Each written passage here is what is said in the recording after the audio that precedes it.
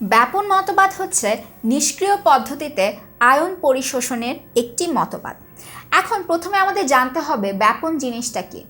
ব্যাপন বলতে আসলে বোঝায় যে কোনো একটা জায়গায় কোনো একটা কিছু খুব ঘনভাবে অবস্থান করছে, অর্থাৎ সেখানে ওই জিনিসটার ঘনত্ব খুব বেশি এবং সেটা চারপাশে ধীরে ধীরে ছড়িয়ে পড়ছে, যেইখানে সেই জিনিসটার ঘনত্ব খুবই কম অথবা নেই। অর্থাৎ এটাকে আমরা যদি একটা সাধারণ উদাহরণ দিয়ে বলি তাহলে দেখা যায় আমরা যদি একটা পাত্রের মধ্যে পানি নেই এবং তার মধ্যে যদি কোনো রঞ্জক পদার্থ নেই, একটা কোনায় নিয়ে যদি রেখে দিই, ধীরে ধীরে দেখা যাবে পানিটা ওই রং ধারণ করছে, অর্থাৎ রংটা ধীরে ধীরে ছড়িয়ে পড়ছে।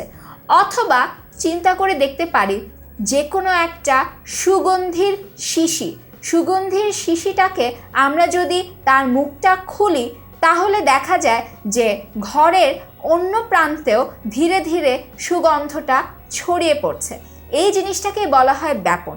ব্যাপনের তাহলে মূল ধারণা হচ্ছে বেশি ঘনত্বের জায়গা থেকে কম ঘনত্বের দিকে প্রবাহিত হবে।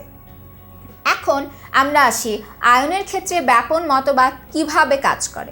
এই ক্ষেত্রে দেখা যায় এটা ধরি যে বাইরের দ্রবণ এবং এই পাশে হচ্ছে কোষের অভ্যন্তরীণ যে দ্রবণ, ভেতরের দ্রবণ।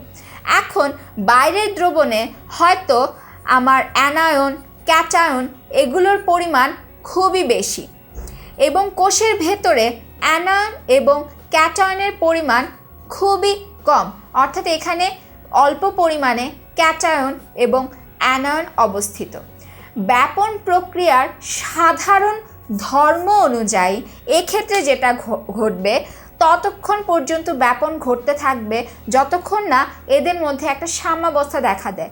অথবা এভাবে বলা যায় যে বাইরের দ্রবণে যেহেতু এদের অ্যানায়ন এবং ক্যাটায়ন বেশি আছে, তাই কিছু ক্যাটায়ন কোষের ভেতরের দ্রবণে চলে যাবে, কিছু অ্যানায়ন ধীরে ধীরে কোষের ভেতরের দ্রবণে চলে যাবে।